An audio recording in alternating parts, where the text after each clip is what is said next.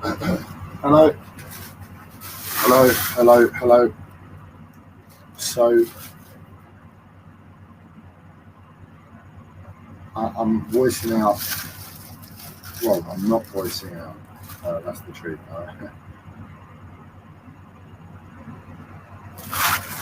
I'm sorry, I've just seen the caption on the screen. I'm not sure how to remove that. Basically, I want to say. I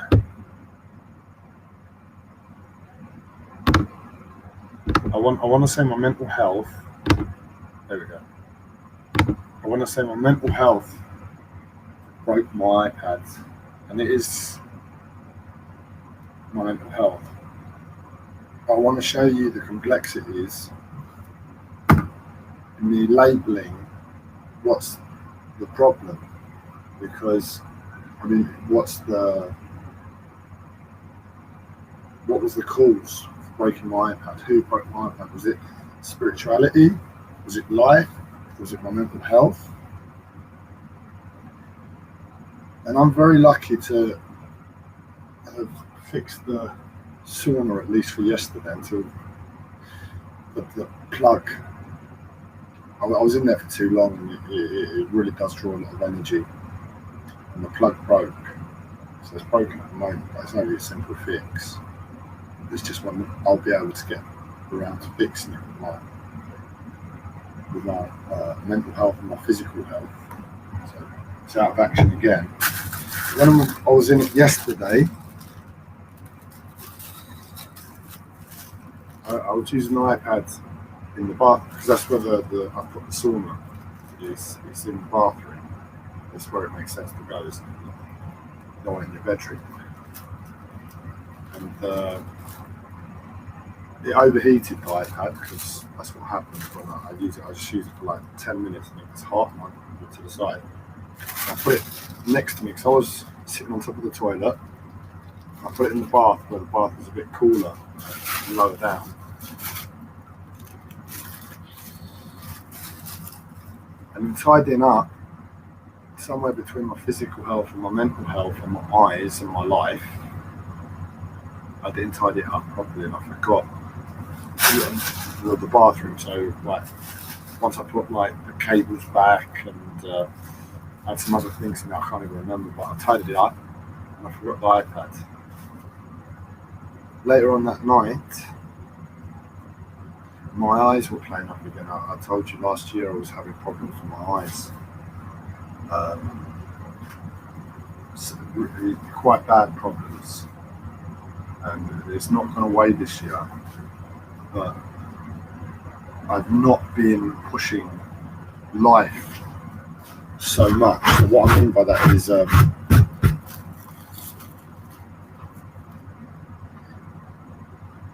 things that I believe led to me getting to that point.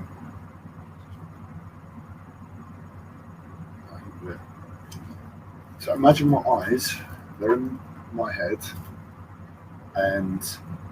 or imagine your eyes, they're in your head, and there's a problem in terms of opening and closing the proper vision.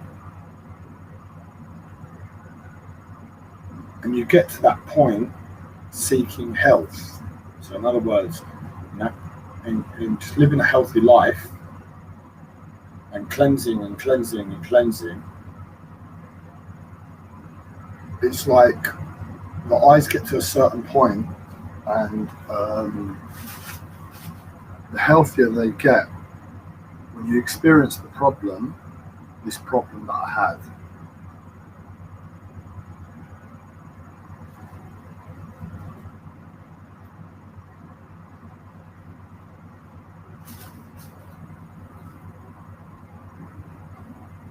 The disparity is a shock. The disparity from health to the problem is the problem. So I've just let my eyes go back into a state of unhealth, so I can just rest, because that experience of going from health to unhealth. Sorry, I'm in a lot of pain. was the problem. So I'm letting my eyes be in unhealth to pace myself for life, to try and get myself in some sort of order so I can attempt it again. But it's not happened. I've not been able to do that since. So yesterday I experienced. So if that's where the problem occurs, and that's let's do it the way. The problem occurs down here.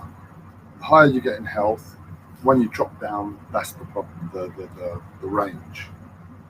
So I've been around here, and that's the problem. And it dropped down again, and it wasn't too much of a deal. I just paced myself with it, just really barely opened my eyes. I was almost like a blind person at the time. Well, I don't mean it like that. I mean to say, I literally had to have my eyes closed walking around flat. And I got in the shower. Obviously, the iPad was still in there. But it's like that all the time. Things like that all the time. And the way I have to look at it is that, according to the system, they use medication to treat my condition. That is their choice of the main primary treatment for mental health disorders. Sorry, I just want to open the curtains.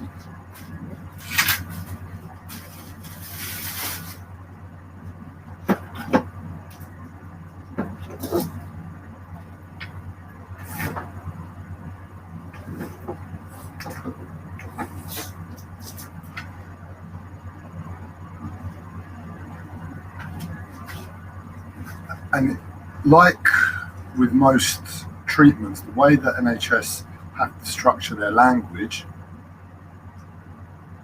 otherwise people will sue. And not only is it just the language, it is, from my perspective, likely the medication itself. It doesn't heal. The information leaflets they give out, I have seen it on one information leaflet, but all of them, we'll go into that in a second. The information leaflet says it does not cure mental health disorders. So if it doesn't cure,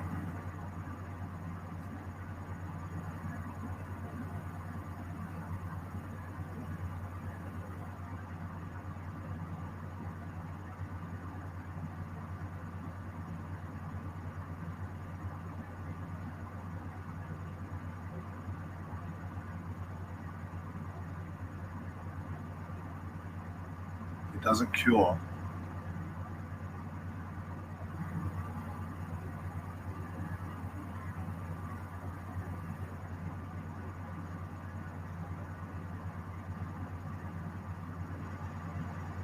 Sorry, I'm in a lot of discomfort. I'll get there in a second.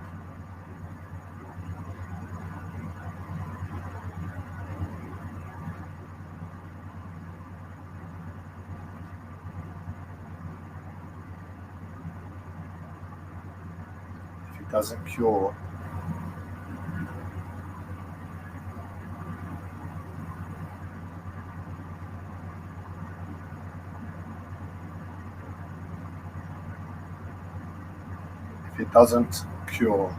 I'm in a really bit, then you don't look to your mental health disorder as the place to do the work. If you're experiencing physical problems and mental health problems, look at your physical body to do the healing. That's where the healing is at.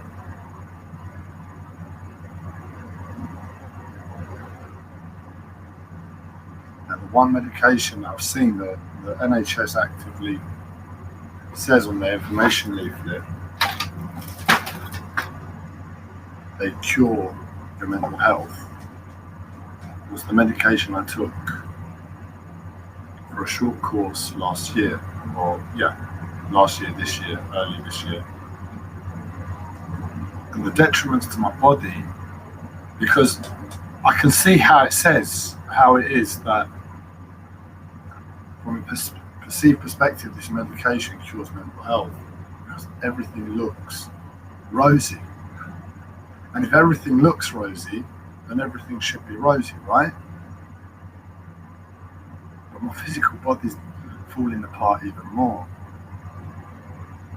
So it's like, we'll fix your mental health at the detriment of your physical health. So that's the situation with the mental health system. The one medication that will fix your mental health will break your body. I don't know how it works. I don't know the ins and outs. And I'm trying to assess it because I don't want to. I can't stand here. I need to be moving about. My body. Well, I've got some aloe vera I spilled on the floor yesterday. I've got some, the big. Let's see where are we? There we go. So I've got the big aloe vera there that I apply for some of the therapy treatment. I spilled on it, and it all came out. So I'm just picking that up. But that's the mental health system. So where I have to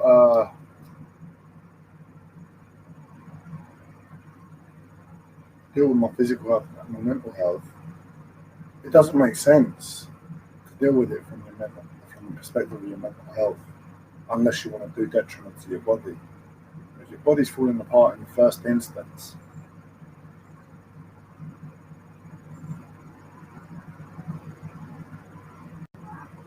the only way and logic I can really see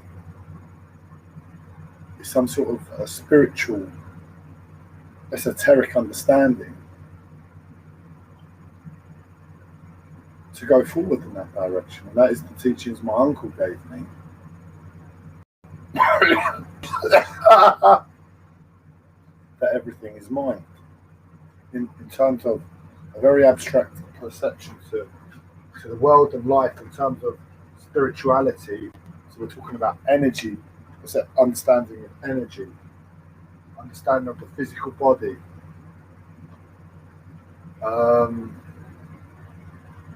understanding of love, understanding of life, understanding of the universe. We're talking about all of these factors and not just like the science that we understand here on planet Earth now, 2021. We're talking about a very esoteric, comprehensive application to the world.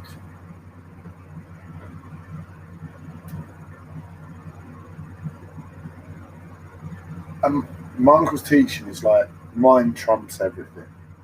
What your mind believes trumps everything. And as much, it's not what my mind believes. It's not what my mind believes. I mean, I can see the possibility of a prolonged, very, very unpleasant course of that medication, putting somebody in a place where it's a case of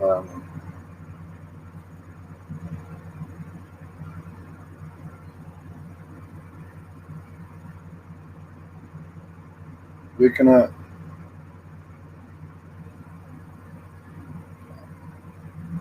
I just can't see it working.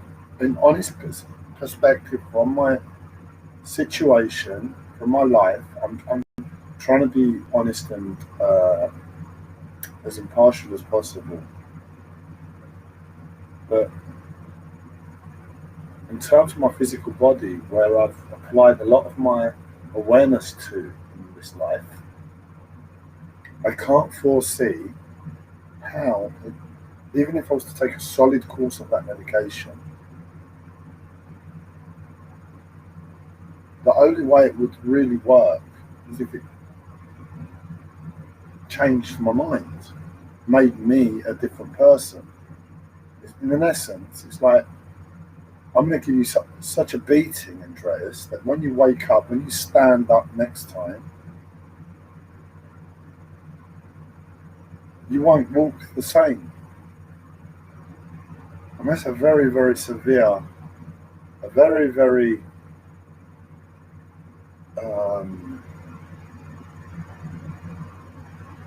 serious thing. I mean, I should be given a choice. Look, Andreas, this is your mental health, this is life, it's unlivable this way. We can't fix you, but you have to become a different person. And that's where I struggle, because if it was letting go of little things, you don't question it, you get on with it. But when we're talking about changing everything you've ever learned, then it becomes a bit more complicated, and that's the level I'm talking about. And that's because I've had to, I try and apply spirituality, I try and apply non-attachment, and that's come to myself as well over this, my mental health disorder. Because of my mental health disorder, I've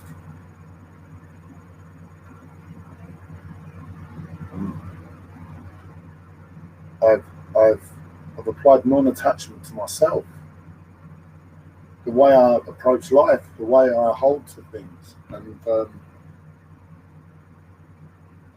not things, but the way I interrelate with the outside world as a result of the severity of my life in the media.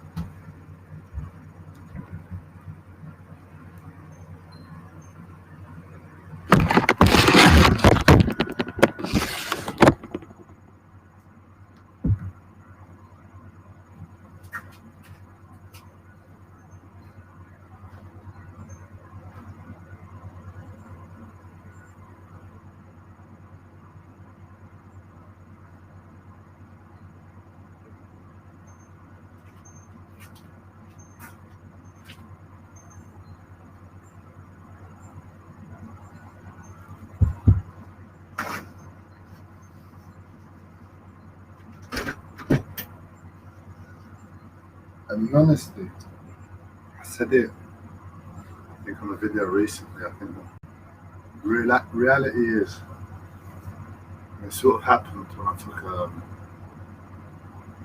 a course of a different medication with it had a similar thing. I took it for a solid amount of time, and I lost myself as a person. I lost all the values I had. I lost my focus to the world as it was before, and I just got on with stuff in the end. I ended up having a job and things got on. Then my mental health returned. Aspects of my mental health, not in the way, the full brutality as it once was.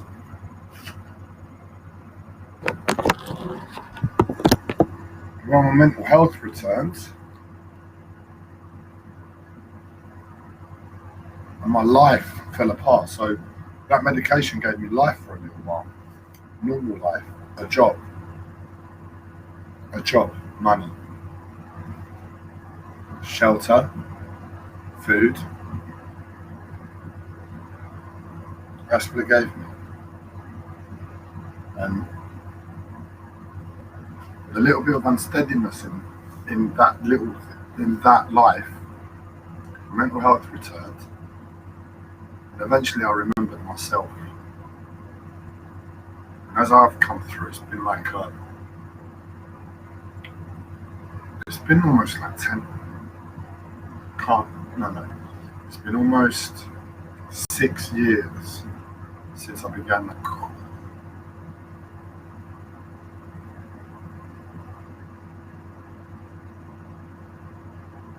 I think it's been more like 8 or 9 years since I began that medication. And I'm back again, as something that represents who I was. I'm not the same person. I've had a lot of experience and I've grown from medication and my mental health over that time.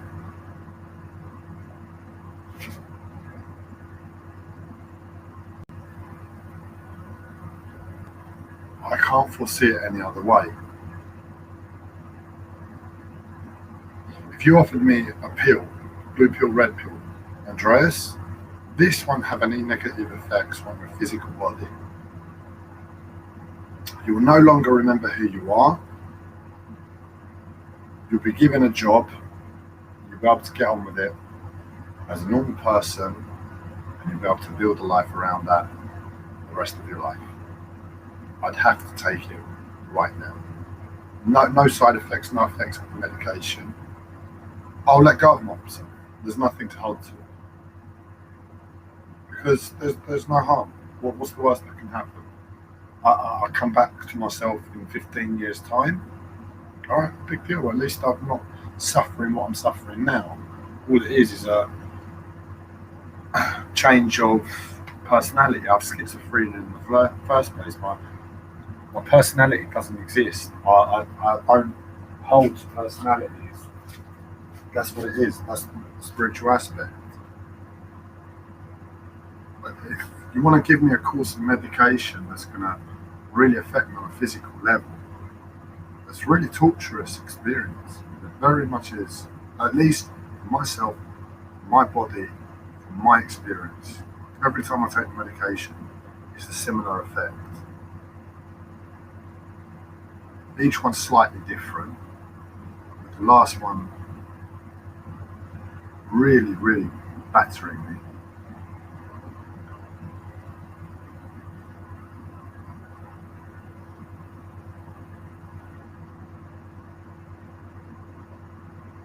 But if I was to be given a course of medication, it'd be against my will because I can't physically accept it. I can't mentally accept that suffering when I'm in pain already.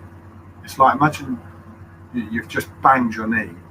You've actually something a bit more severe because that's what it's like for me. It's ongoing. Imagine you've just dislocated your a shoulder, an elbow, but it hurts. It really hurts. But you've realised if you hold it in a position, you can just get on with stuff. And it's like the pain is minimal. While you put it in a cast, a sling, and you get on with stuff. That's kind of like where I'm at because it's constant. The pain's constant. My mobility is affected. I have to push through, and I just carry on a daily basis. And that dislocation is never going to get put back. So the pain is there.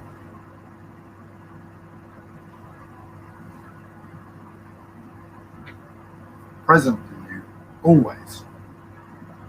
And then you're offered this medication that really asks for you to be in full health first without being maxed out on pain. And that's the reason I'll have to decline it.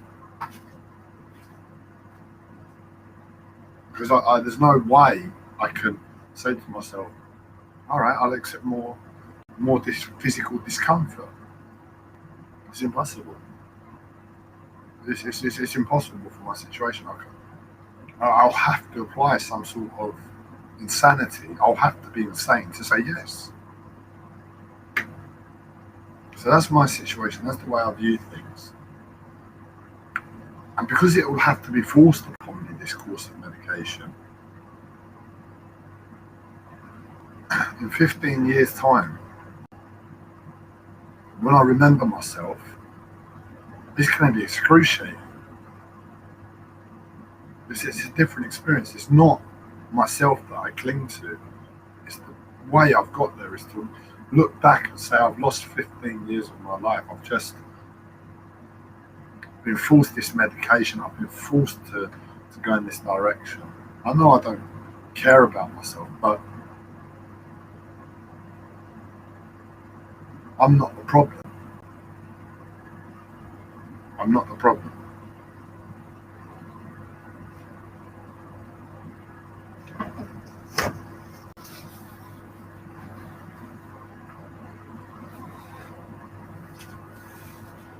Um,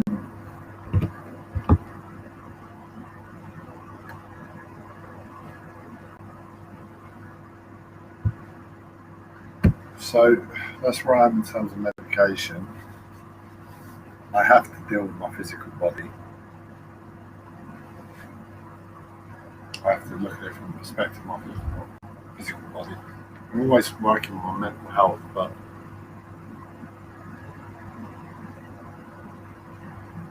you start to realise that it's not, something's not right in terms of the outside world, and that's the real addiction. Because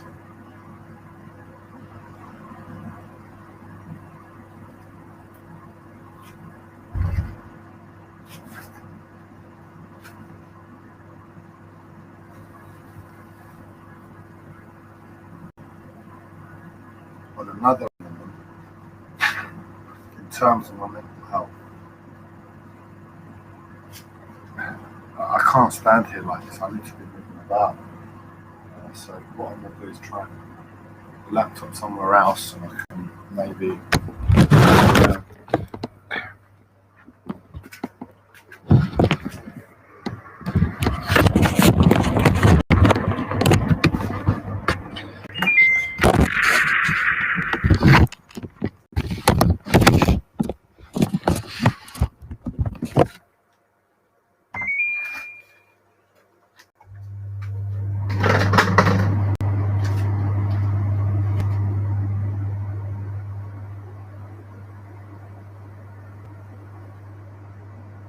just coming back to the iPad again, is to say,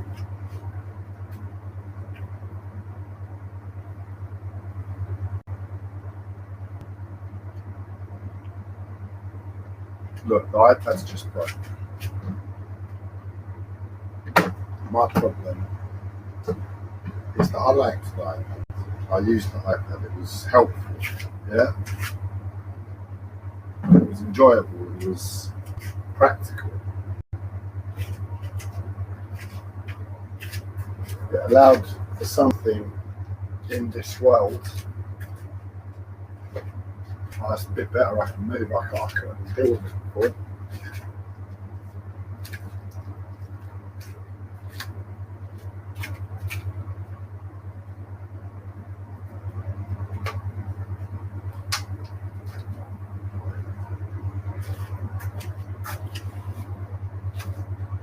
And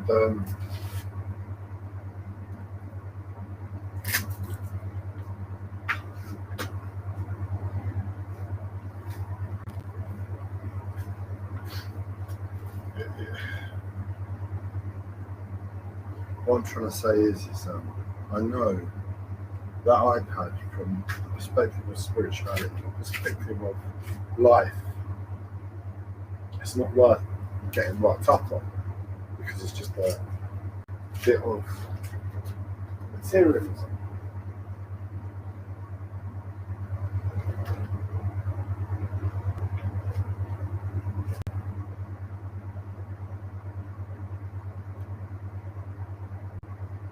But it's a material world, and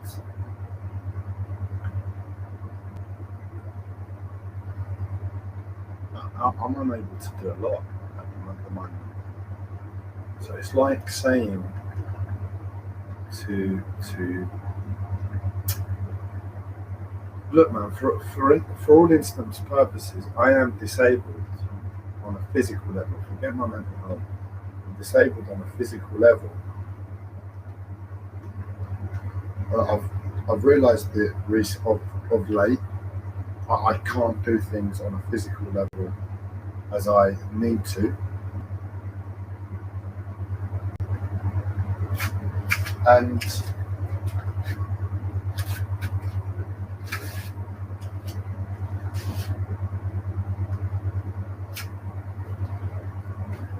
unfortunately, I can't leave the concrete block as I want. In other words, I can't go outside like the lockdown as I would otherwise choose to. If I said, right, well, yeah, it is a material. What I'm doing is exploring now. I'm exploring the problem and the solution at the same time. So in terms of the physical world, it's like we'll just go outside for a walk, go outside into nature, do healthy things, go to the park. And I don't know what time it is now. It's almost 12 o'clock. I've been trying for about 2 hours to really just get myself into some momentum where I can just function and get in the shower. And that's the daily thing. And ultimately, I admit, my physical body is broken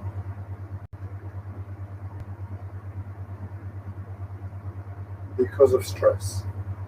If I was mentally strong all the way through, I would have overcome the stress factor and I would have had my physical health. That's not been the way things have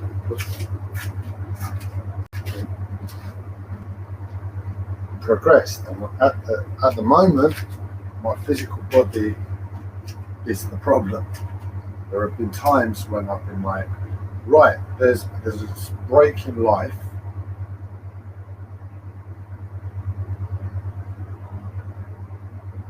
Let's get on.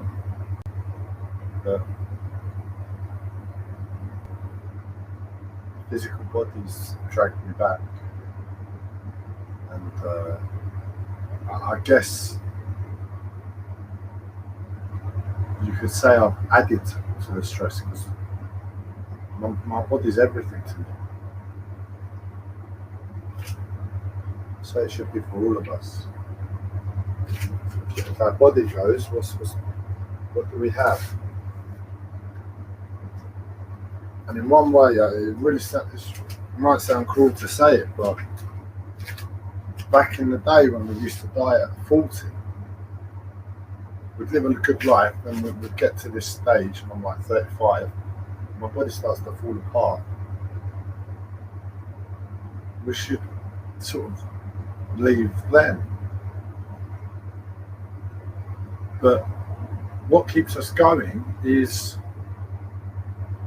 preservative stuff in the air that we shouldn't be taking into our body, and the McDonald's diet where a burger lasts for 30 years and doesn't rot. And we become a McDonald's Big Mac. And we can live until 80 and that, slowly seize up even more to train our spirit.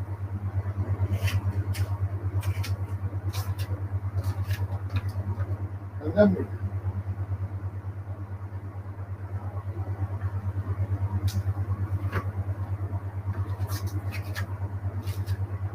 so from this point where I'm looking at myself and I'm saying, really, in terms of nature, it's time for me to go.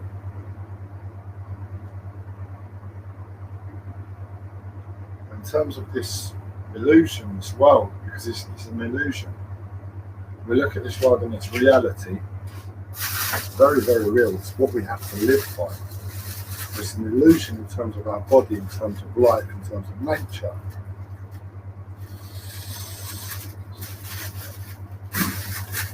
I'm using nettle today for the vape. I've realised I'm going to start using it like a Taoist medicinal vapes. Taoist medicinal vapes, I'm serious, I can't do it laughing. My mental health it's not just my mental health, it's like I try and make myself positive, but it makes me depressed when I laugh, when I smile too much.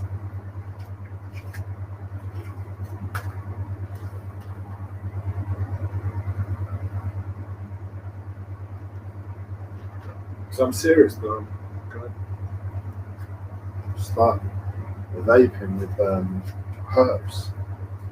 I can't take into the thing that stopped me from making the teas, the Taoist teas, the water, the extra water.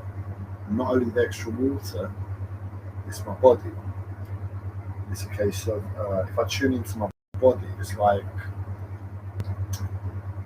there's so much stress and tension in the first place.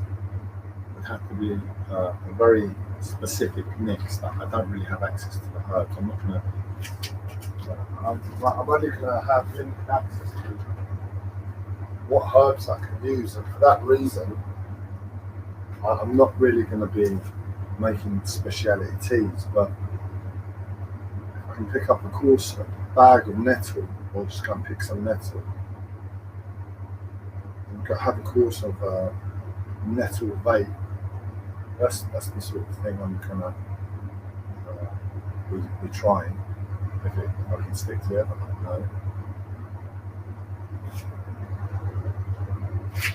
know. But yeah, our body, unfortunately, as much as our mind can accept this world and understand what's going on, our body never truly understands. Our body doesn't really truly get it. Otherwise, it would live forever. It gets this world, and it's living by this world as if it was nature.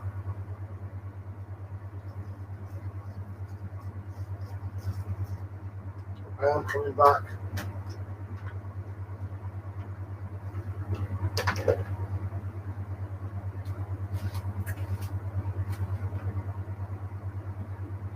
And this should live forever. You know, if you take nature and improve it to the body, and you're adding more and more and more and more, and it's more and more and more harmonious, the body should just like continue healing itself. It's got that ability. All you have to do is put the right stuff in and it heals itself.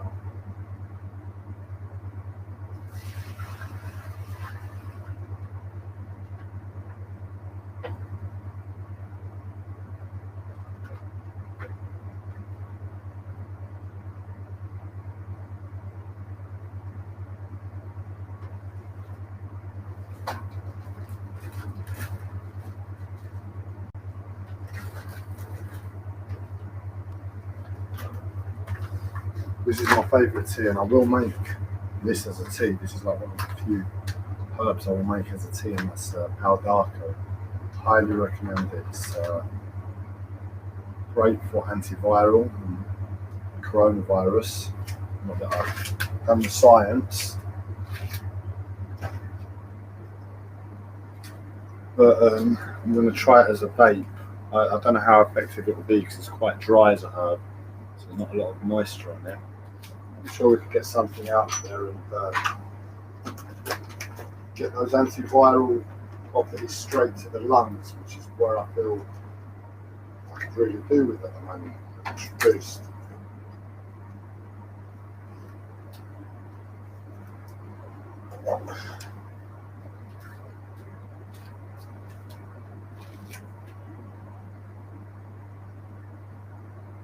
I had the point why I wrote the title, and my memory isn't letting me remember. So I'm floating around the title, talking about the different elements of my life that relate to the title, but not really saying what I want to say.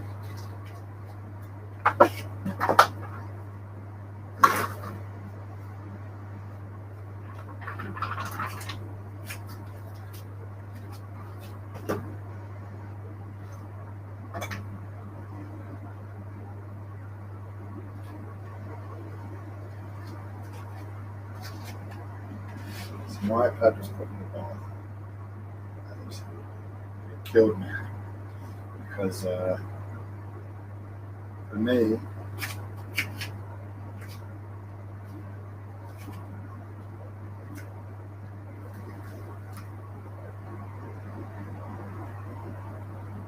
it happens all too often, the same thing. And, it really could have been an honest mistake this time. But it's like I described to you the course of events that led to me putting my iPad in the bath or shower. And in actuality, in assessing it, it's a case of it should be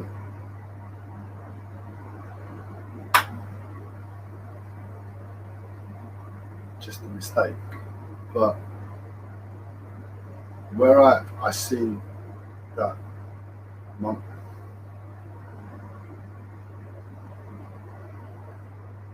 mental health taking control and affecting my life in terms of me healing my own eyes, and then for my eyes to have a problem yesterday, for me to be like in that place where I'm dancing around a sensation, and then my mental health is just like it's giving up with my body, and I'm trying to tell the doctors on a physiological level and they're just not listening. It's like, fair enough, you have a mental health disorder, your mental health, your mind and your body are connected. You've got a mental health disorder, doesn't mean you can't be treated on a physical level. It just means that up until now, these strange and wacky symptoms that I might be experiencing that are easily categorized as mental health problems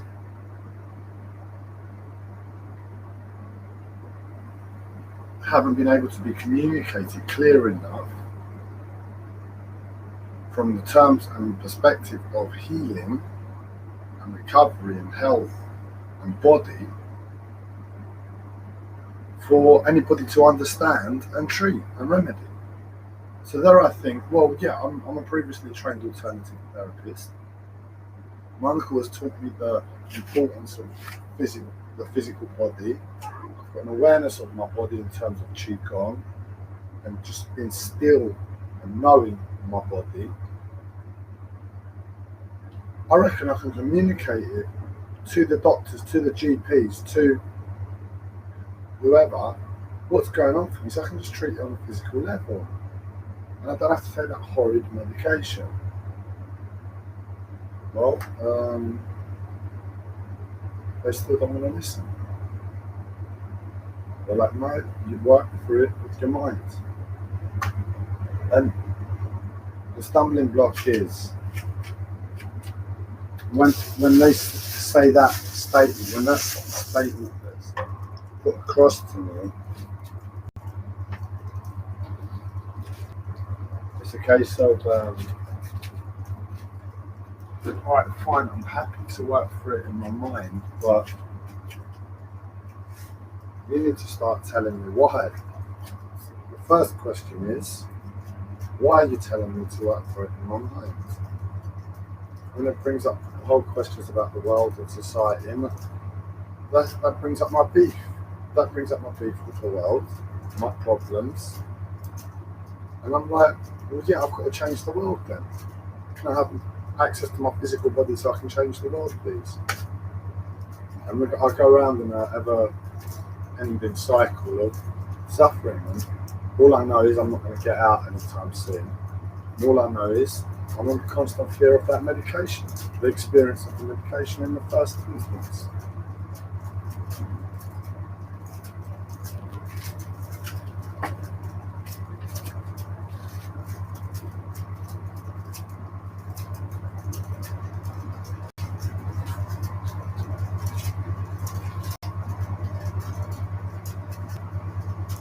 It's very real, isn't it?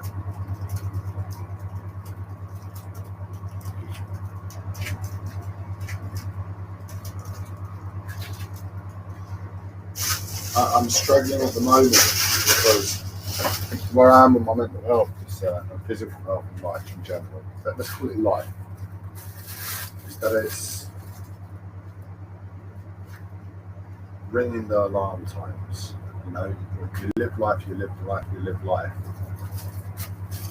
If you're alone, if you have a struggle in life, if you have physical problems, mental problems, etc., etc., and you're fighting a losing battle, there are times it gets too much.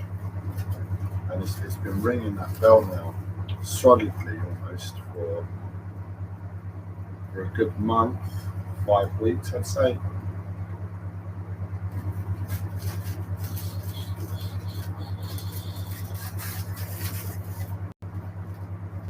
So I'm trying to put together an action plan. Must have done a video to that statement.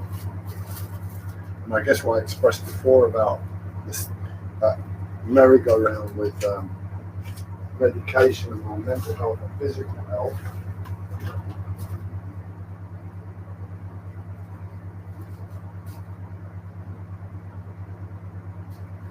It's the way to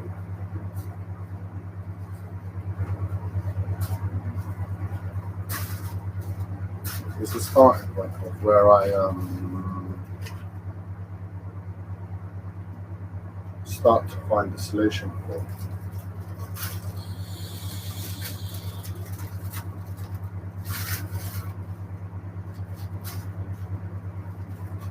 It's funny because I can feel the energy of my friend Alex in terms of my mental health and spirituality. I'll leave it up to you to categorize it either way. I felt his energy since yesterday and today, and he's a bit Taoist. That almost deserves the laugh. He's a bit Taoist. He was into Qigong, Taoist herbs, that way of life. And today I start Taoist herbs and dating. So, Alex, if you're sending me good energy, thank you very much. I need as much good energy as possible. Otherwise, I'm probably never going to speak to you again because my mental health got into that. That was sort of one of the most painful, I think. I've had to disconnect from a lot of people that I've been closer to, and as childhood friends, family. But for some reason, the way it happened with Alex, it was like one of the most painful. Just what I share that. I knew Alex for about a year, but I've known him on and off, and he's just a good person. That's why. In this world, he's just like always a good person. For that reason, it's like everybody else is a bit of a bastard sometimes. And to renounce them from my life is like, well, yeah, you know, it's not nice, but it is what it is. But when you're pushing away somebody that's done nothing wrong to you ever,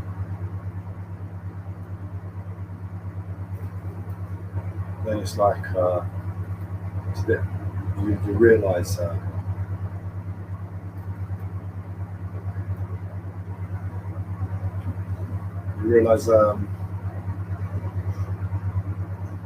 don't know why. I don't know why. I don't know why.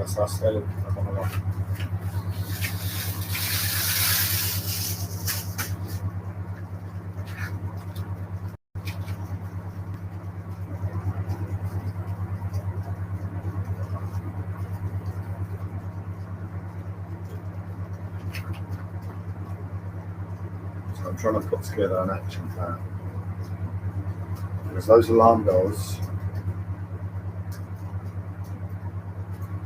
will incapacitate me if I'm not with it. If I was in touch with the seriousness of those alarm bells right now, I wouldn't be doing a thing. The depression would be untold. I know to always try and strive forward, but the reality would be too overwhelming.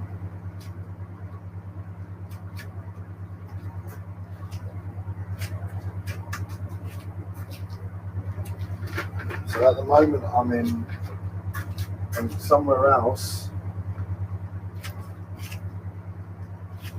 I'm aware of what's going on. So I think this has been like my situation for a few years now, where life keeps pushing me to go beyond my limits.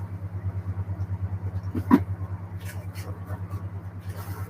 I'm just trying to gain a perspective on the situation that I can say, right, well, okay, this is the situation, and just acknowledging it on a mental level at first, because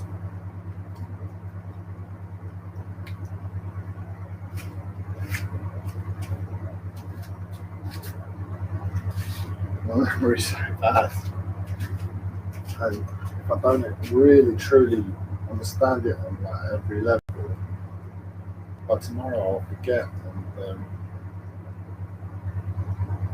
And it's like, well, what can I do? I'm just running around my merry-go-round and stuff. Okay, today I'm gonna try to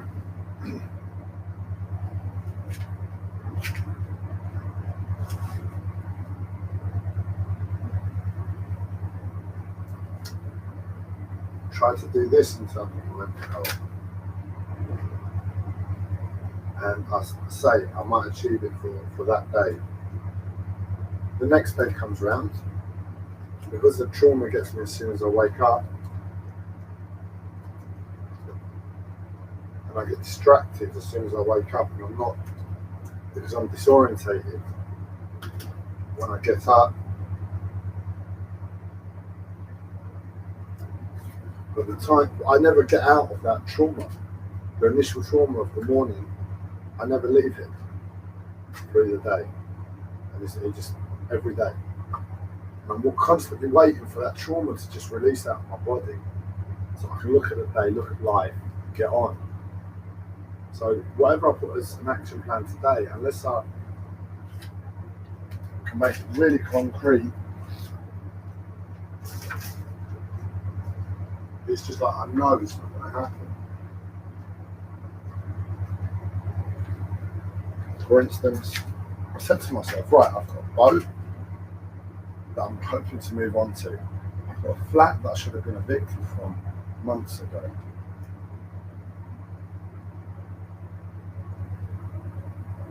Right, you're too stressed, you know the situation, just let go of the boat.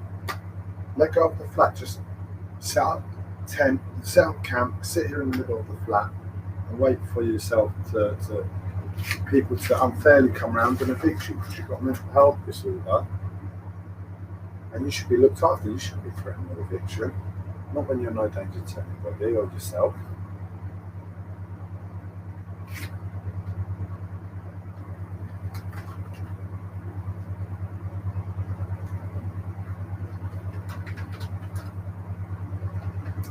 And I said that to myself. I've said it once or twice, and because of the everyday situation of waking up with trauma, I'm very, very weak. Like, I'm very, very shaken, and then my physical health on top.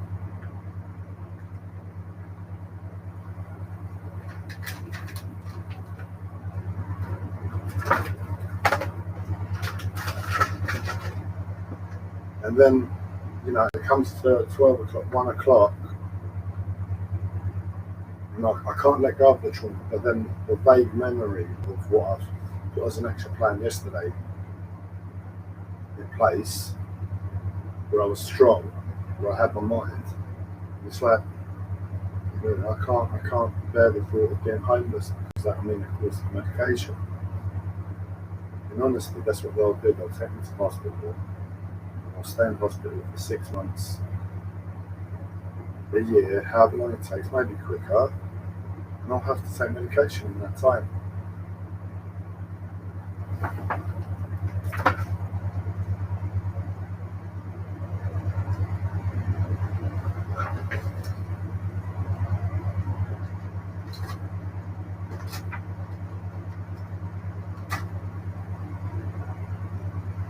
So that's a good realization, because now I'm aware that I have to look at myself as weak. Right, Andreas, you say you're going to do this, you're going to go to the boat, you're going to do some DIY at the boat so you can move onto the boat. That's not possible. I have to see myself as weak. But I'm so weak in honesty, mentally and physically, that I'm not able to do a thing. So I I have to find strength enough to get up,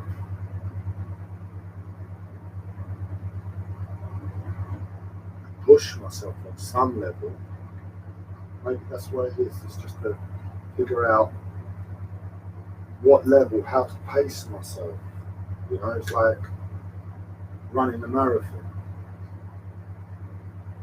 but not knowing how long it's going to go on for. So you say to yourself, well, how do I train for that? You plan to run for infinity. If you could go on for a 2-year marathon, you're really gonna have to plan for infinity. Because if you plan it wrong, you might not finish the race. So you can either plan for infinity and finish the race and finish somewhere,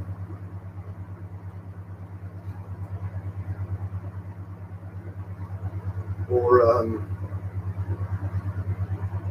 want to come in the positions. And if you want to come in the position, the points, you've got to gamble, you've got to guess, you've got to estimate, you've got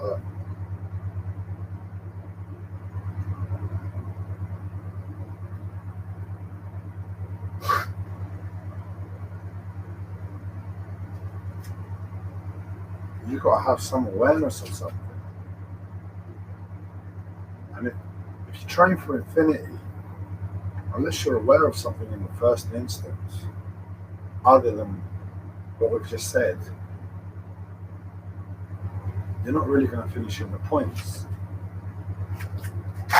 So what's the point of running a effing marathon in the first place?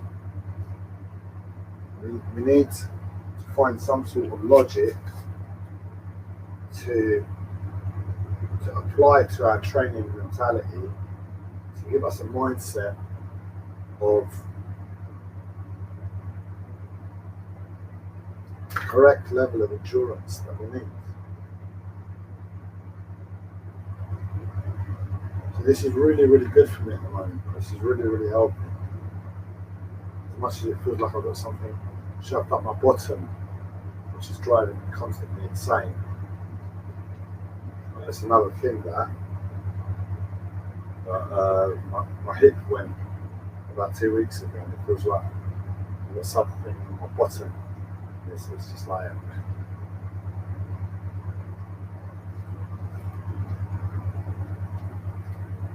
it's the thing that's made me crumble on this occasion.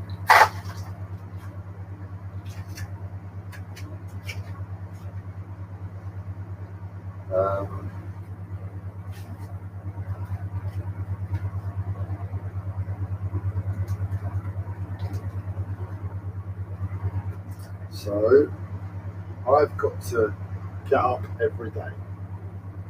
I've got to live life every day.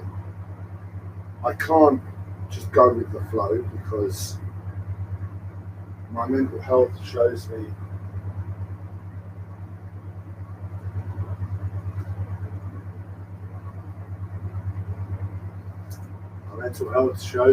has taught me it won't let me do that.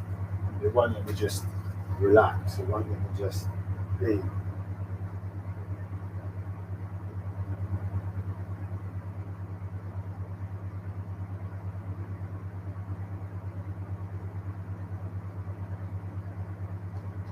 Do you know what idea just came into my head that I'm about to explore? I have no idea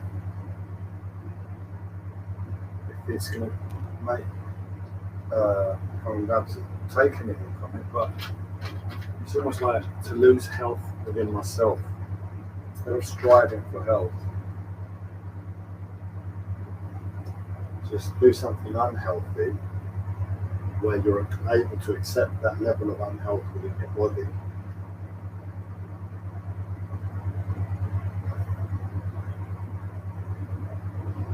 Somehow find rest within the enjoyment or process of that. unhealthiness. So what I mean is I think I've got such a high bar for health, and health is rest.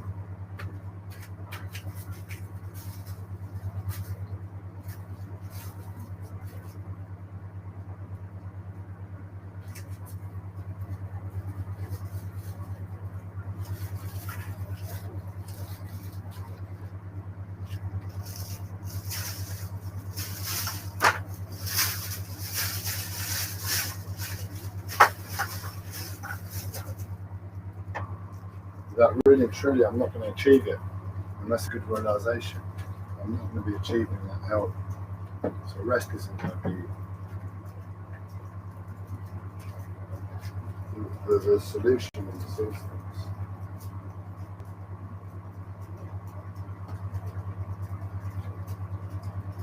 Unless I rest in something unhealthy.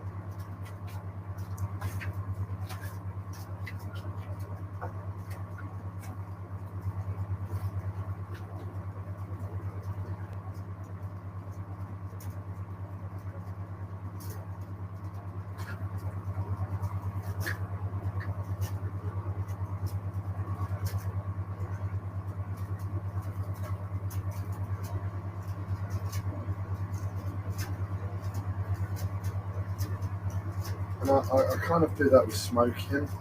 I kind of do that with smoking. I kind of do that with smoking.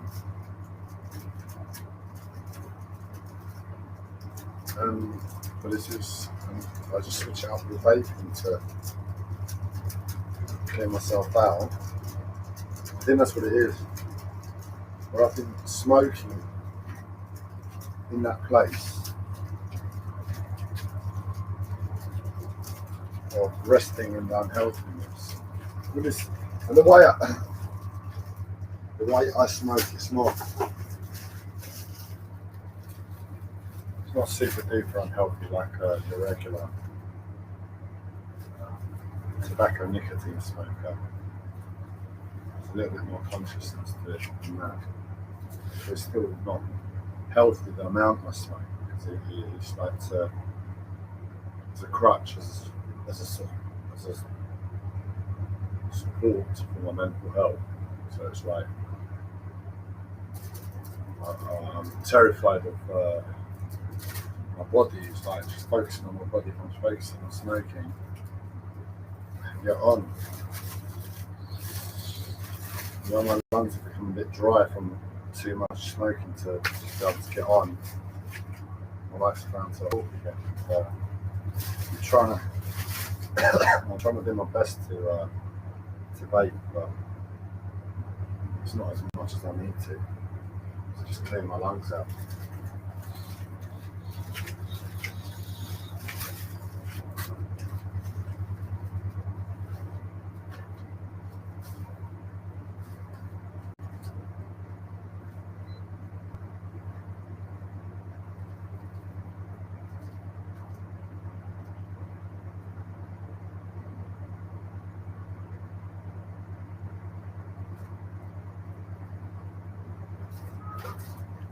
So, is there anything else that I can do that's like that I can just focus on it? And there is. I know there is. I mean, I've not been live streaming as much. The live streams are helping. The live streams are like that. So I had two things. I had smoking and the live stream. I sort of been programmed to not complain anymore. So that's what I was doing. I was really complaining about what's going on for me. And I was happy doing that. I still am happy to do that, but I can't find whatever hypnosis I've been put under not to live stream.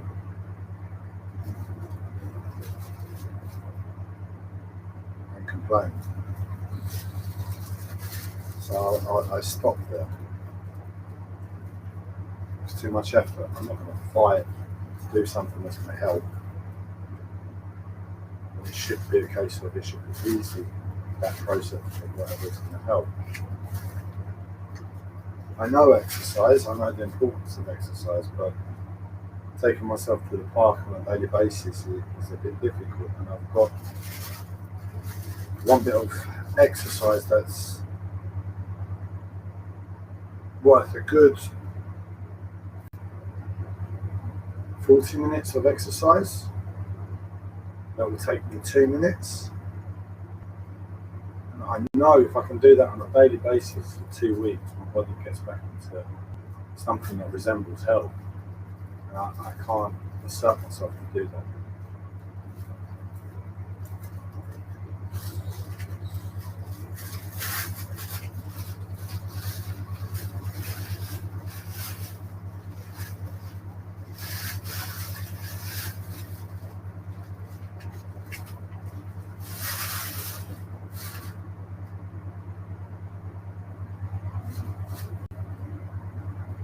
It really is that powerful, that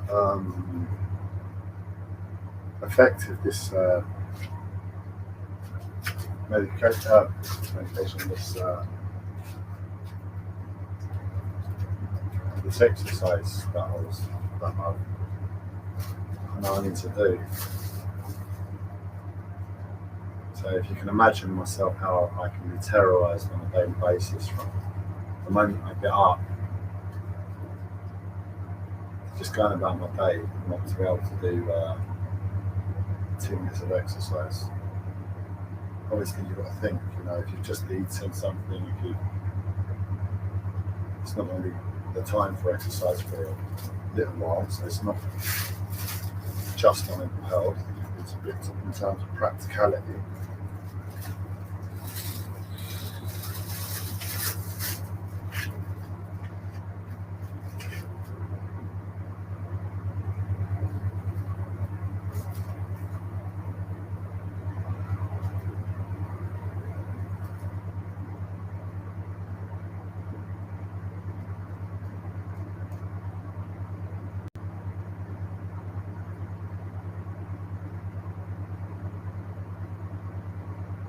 The alarm bells have been going off and life is serious, and I just want to acknowledge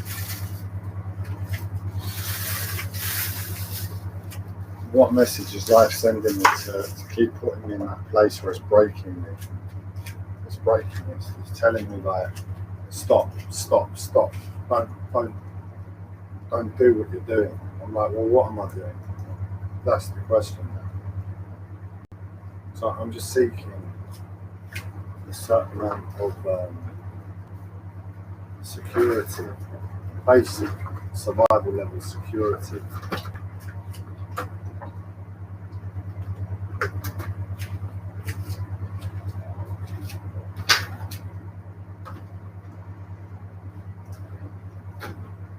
In all honesty, it really does look like my mental health is saying, life is saying, you've got to be mad, Andres, you've got to start being insane. And I keep looking round and I keep telling him, look mate, that's nice what you say. When I'm insane and I rock up at the hospital, because that's my responsibility in this world with mental health disorder. And they ask me questions and I say, I'm taking a proactive insanity. It's not going to be difficult for them to say, right, well, we're going to take a proactive approach to getting you sane again.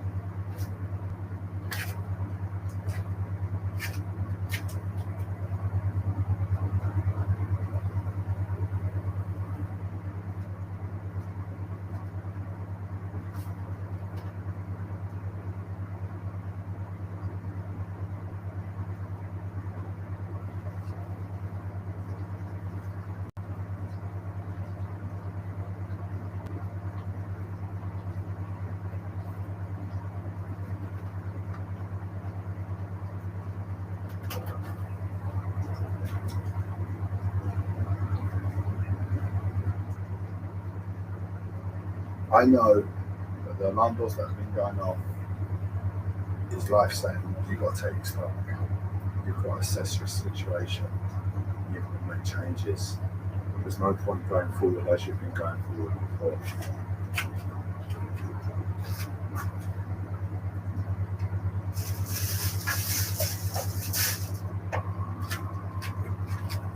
So that's what I'm really looking at.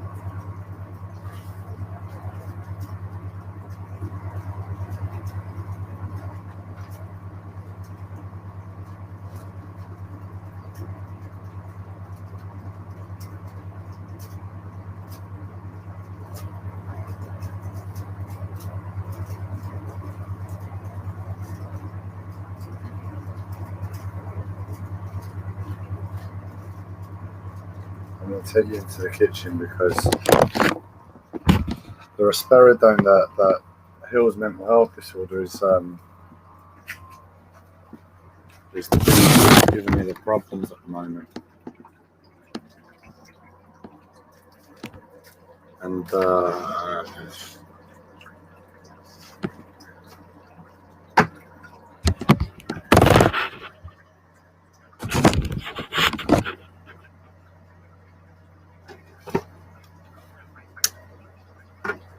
I mean that from a very experiential level. In terms of my life and seeing what effects the risperidone has had, continues to have for a very long time. 8 months from a short course of medication is remarkable. But I'm honest with myself, and I know there's nothing to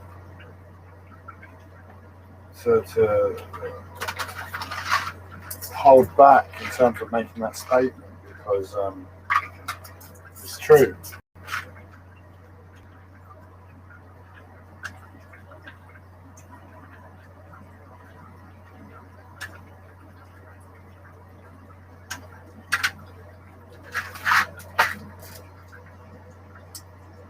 And I can see how they claim it heals, because I can't imagine there are too many people that are lucky to have had the course of life I've had in terms of knowing my body. As much as I complain about it like a piece of shit, it's probably because I know my body.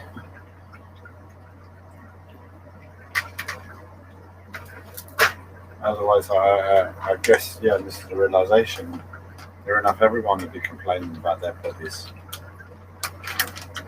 With the world and society as it is.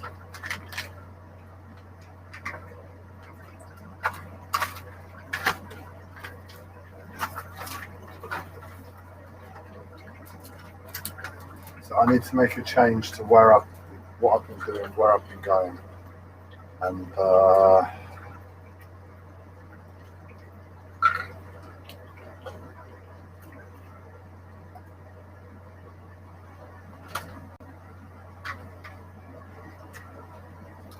the idea that popped into my mind was like, right, well, and this actually sounds like a decent idea to explore.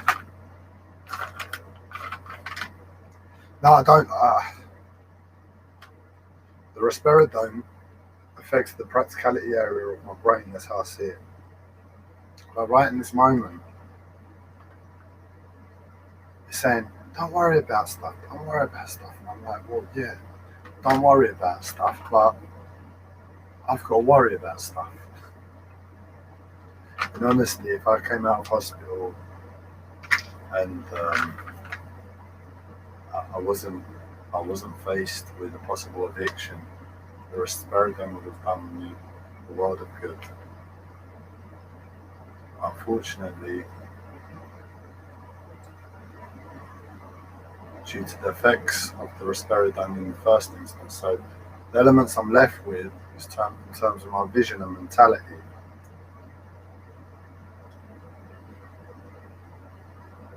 No, I can't say. Do you see what I mean?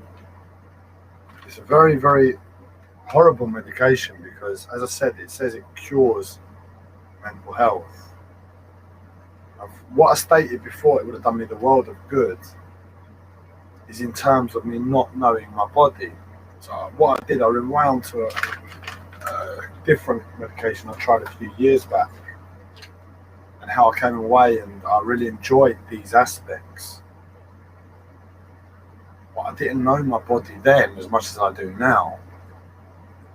And if I knew my body then as I do now, I would have probably seen how much in a bad way I was. Um, and I know what I mean there, and I'm sincere. I'm very clear. The positive aspects of risperidone, just like the positive aspects of mental health, can be lovely.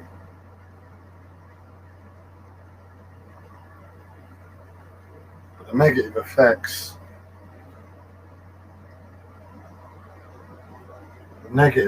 unfortunately, aren't worth it. And the negative effects are in terms of my physical body. And I know the vast majority of the mental health patients that take risperidone aren't in tune with their bodies. If it hasn't been a previous course of medication that disconnects and severs that awareness of their body, it was a case of they weren't as lucky as I was in this life to have had awareness in the first place.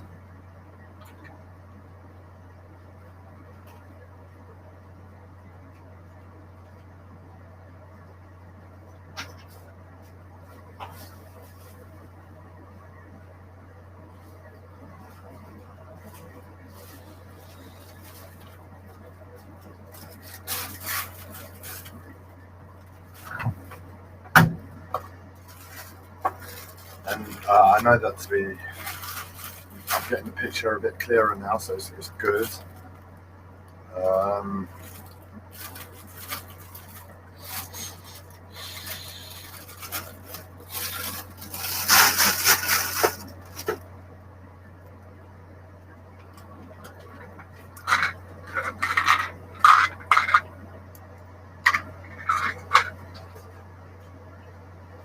so I need to make a change.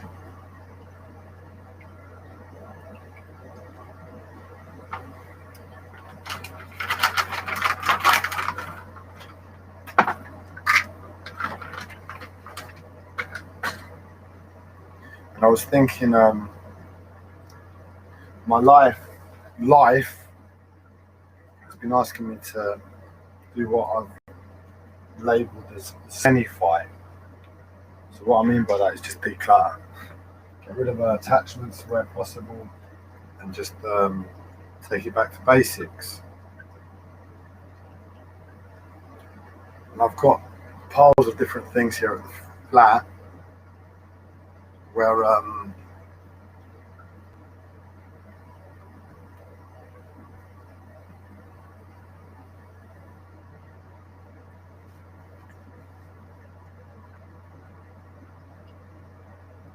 have piles of different things here at the flat where I've been trying to move and I'm preparing. So it's not really a comfortable place to live at the moment. There's clutter. It's, things aren't just like in their place. It was even like that last year. I was preparing to move from last year.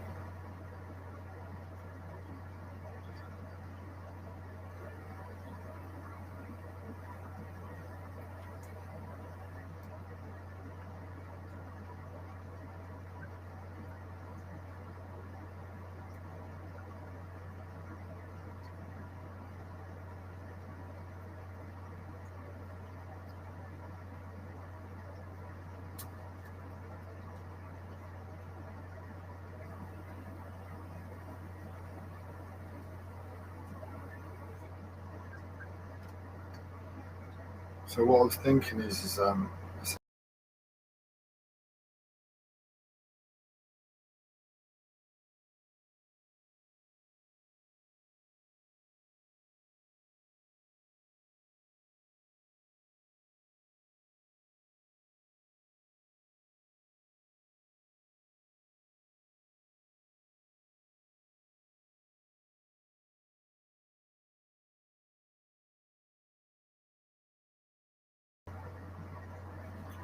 So pack up the exercise stuff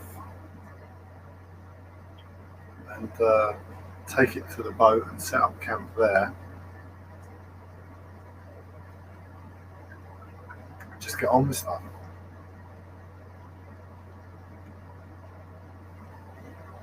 But I've got a few things to do before that, and I can't do it. It's like to go to the boat to do that. I just have to do a few simple things.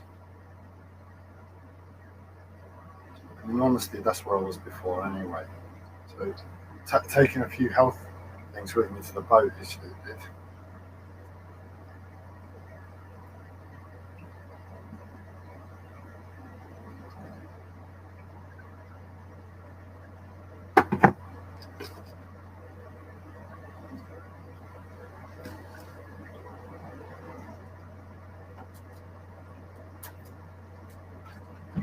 It truly does feel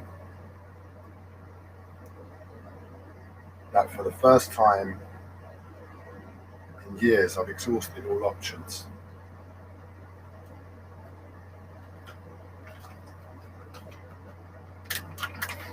So it's a case of, it's not a proactive insanity. It's just a realistic shock that things are as bad as they are.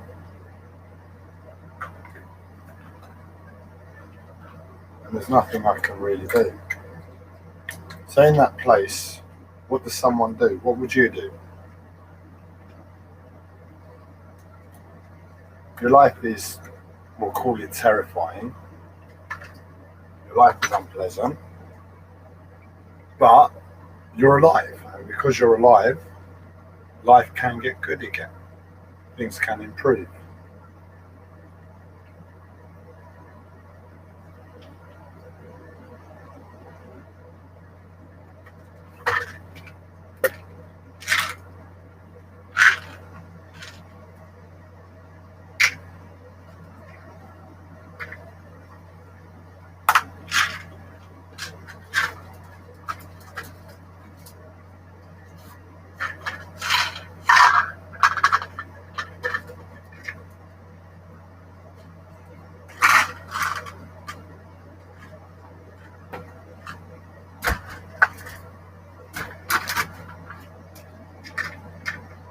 And this is where I keep getting to. I'm like, I just don't know.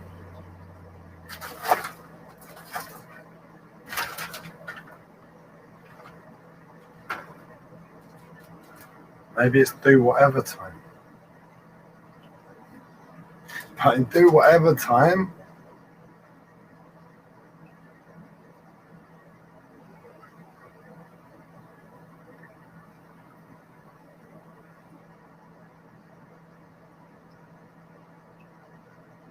I don't know what to do.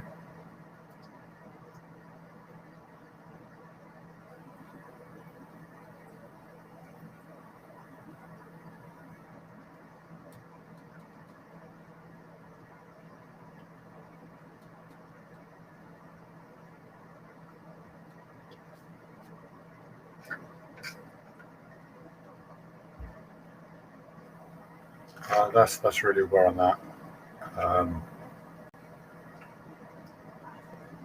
Well,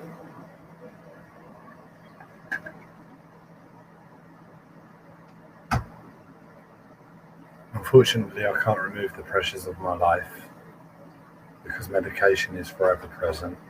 My mental health is forever present. My physical health is forever present. And the things that stop appropriate recovery from my physical health are ever present.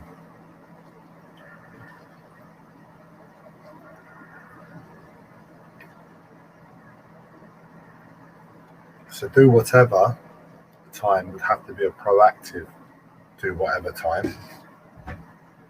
Like a push yourself proactive time.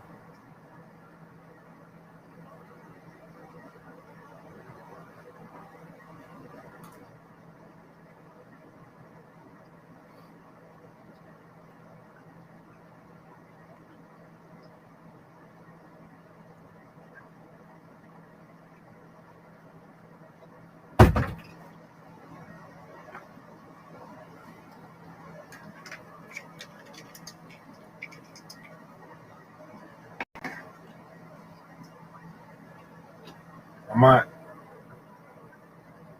might go and protest at the Houses of Parliament. I've got nothing else to do, man.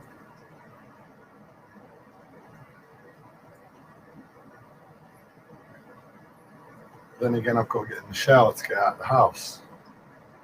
Because for me, having a shower is far nicer experience. I've got nothing to prove, but that's the sort of level. It's like when you're so weak, you sort of just want to go to the top and say, "Look, mate, can we have some change, please?"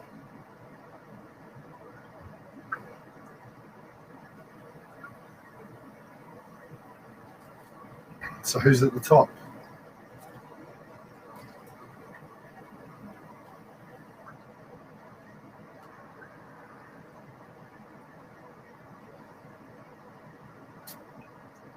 How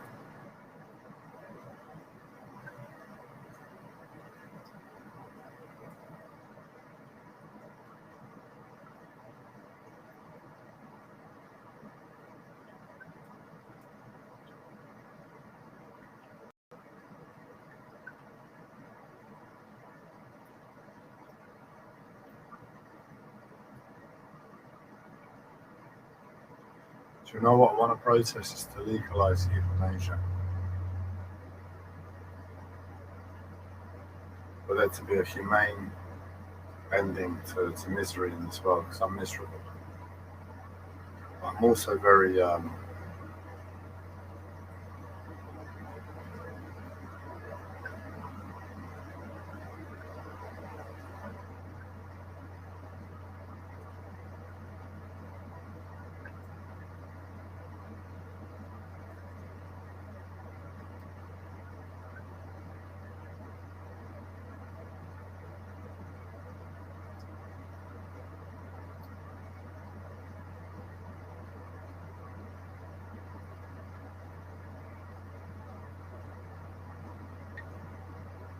thinking about it in a different way at the moment. It seems to be helpful for myself.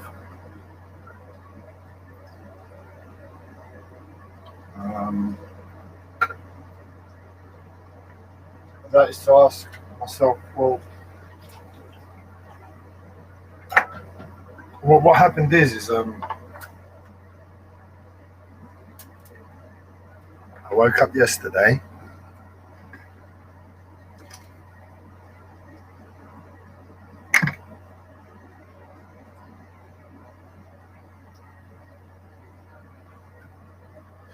I just want to get in the shower.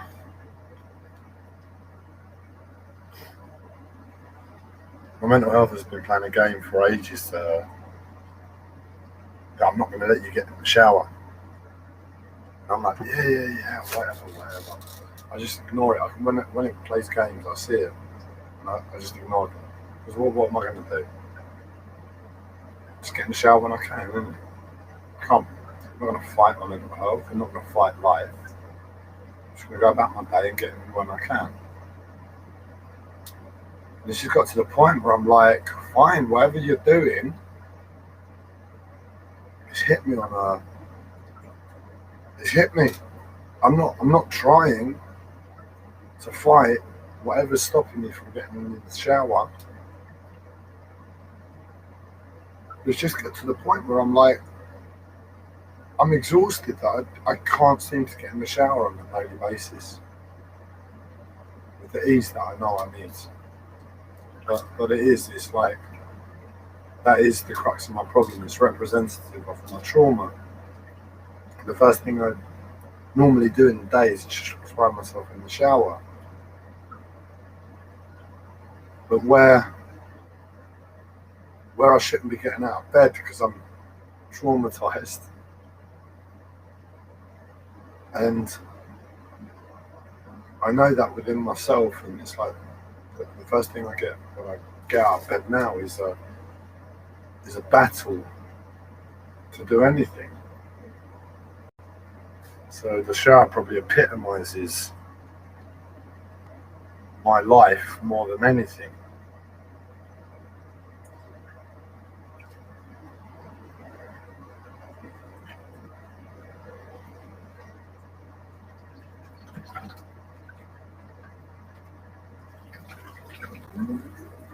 My supplements are second on the list.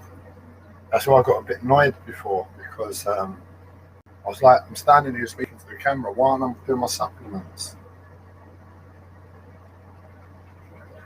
Not because they're that important, I'm just got pissed off with my life being delayed. I'm so autistic, and my autism really centers around time. And I can function without just getting time and getting by. I'm not too autistic, but I can only go so long without needing time, and it's just got to that point again. I'm coming back to time, and I'm like,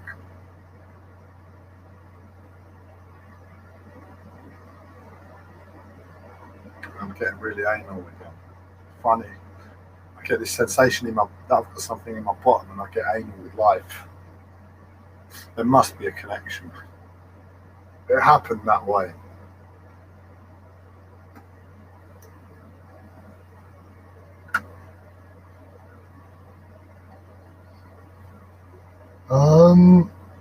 What else is there to add? So, but the thing is, in myself, I know this, not the live stream, the action planning process, this thinking process is more important than supplements and the shower. I don't care how long I've gone without a shower. I don't care how long I have to wait for the supplements. This action planning process is more important than anything. I know that. But I've been stopped from doing that as well. So I didn't know I was actually going to get to this point. So up until that point, it was just a live stream. I got pissed off, and then I realised, well, I'm actually action planning finally. It's not such a big deal, the supplements today. But that's what I mean. It's like when I keep getting stopped with life, I'm having to take on board trauma and fear and all of that, and prioritize that as well. And it's like, it's painful to think about the pain you can't deal with, and then structure it in a prioritized way.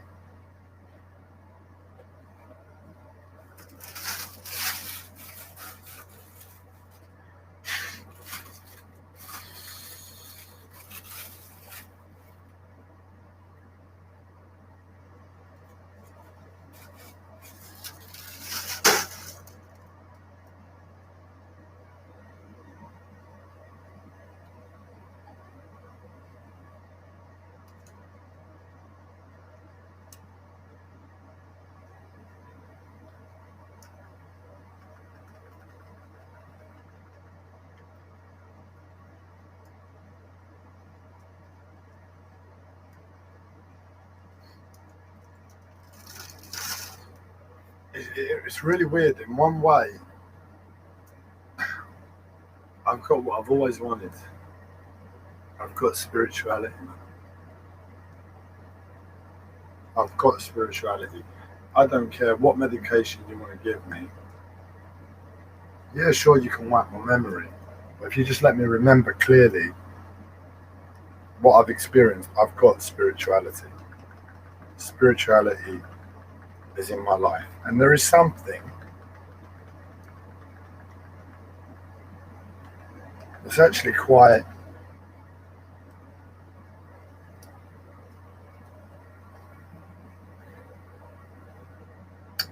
solid in terms of something I can also give and share.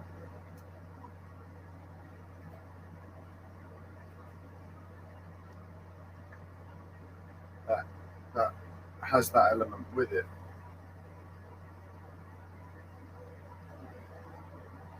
Has the element of spirituality at its core.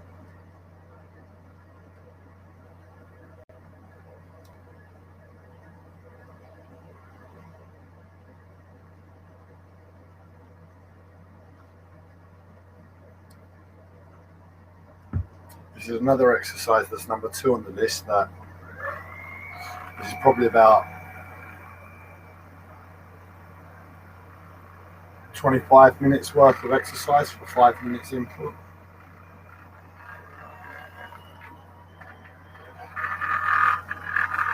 You know that yoga pose where they connect their arms, while I just put the massage gun in between, and let the vibrations not travel down the arms as you would imagine in the stretch, but almost begin at the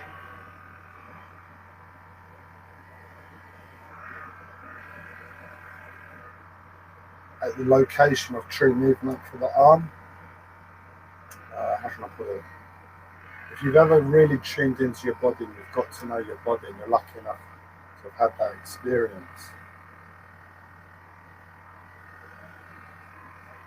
you'll know your body. You'll know where articulation begins. Should be, well, you'll have something in mind of where, like, so instead of feeling the vibration in your hand, feel it from under your arm being pulled towards the massage gun. That's what I mean to say. So you just restructure your mind to focus the muscles in a different way, to the stretch and to the vibrations. And it becomes a lot more amplified, a lot more amplified. I could be doing this stretch for years just like this and get nowhere, but if life allows me to do this on a regular basis, I might be able to, I will be able to reconnect,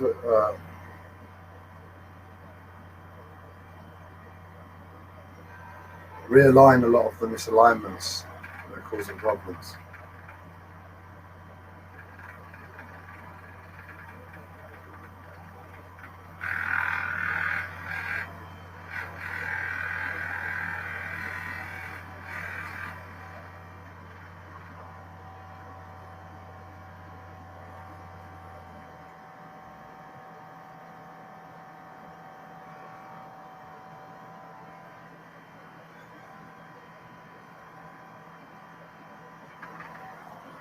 So I was thinking to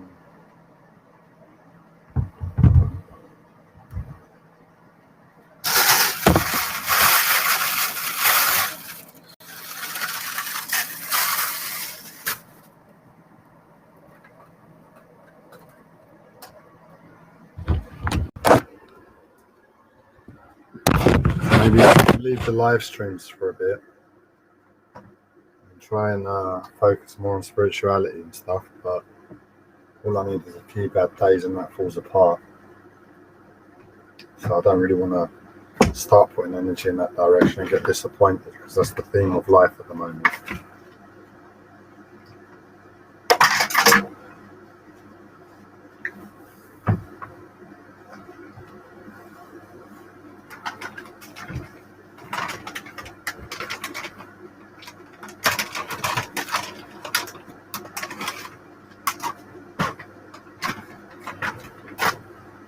I think there is something there.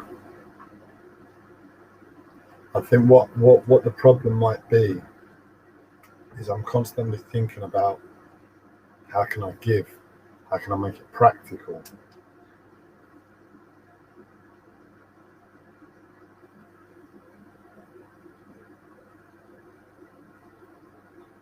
Instead of just like, how can I do this for myself? And I think this comes back to what I said a few weeks ago on a live stream, and that is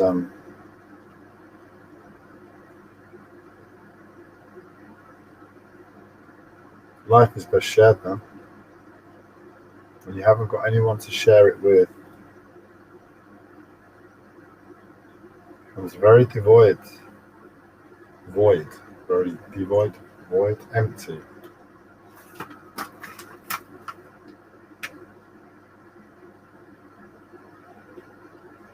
And meaning gets lost.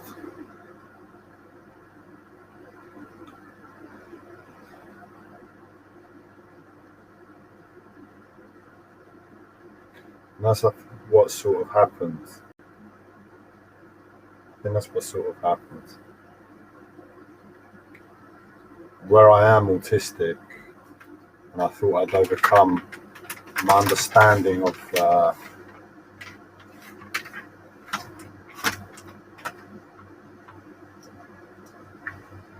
my incomprehension to how to socialize and relate to people, and now that's returned again.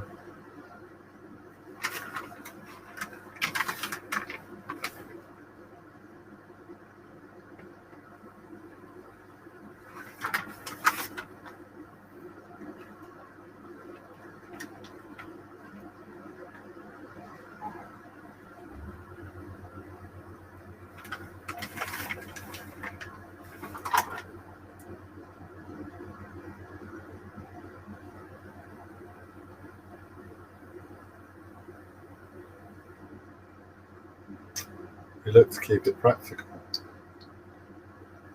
You look to keep it practical because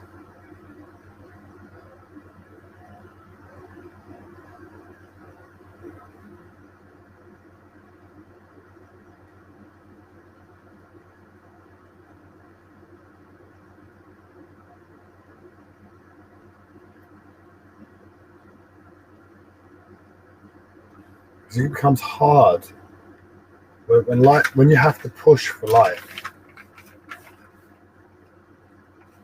That becomes the way for a lot of people, I'm sure. And then you're like, right, go and do that fun thing by yourself. You have to push for it. You're like, no, I can't see its worth to push for nothing.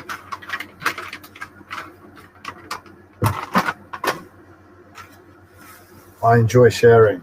I always have. And I don't have that ability anymore. I've got no viewers at present on a live stream. That's fine. I appreciate what I'm doing. I'm speaking for an hour and 45 minutes. I don't expect a soul to listen. But I know the information coming out of my mouth is invaluable to the world. I know there are very, very few people that have spoken this openly and honestly about mental health. I can't imagine how many people have shown themselves in such nakedness, almost literally, of their experience of mental health. I've spoken openly and honestly about spirituality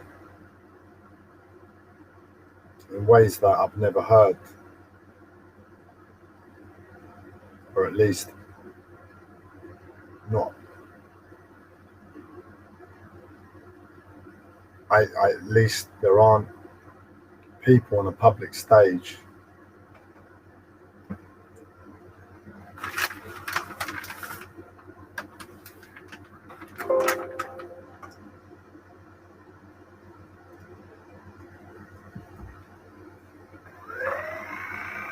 speaking of.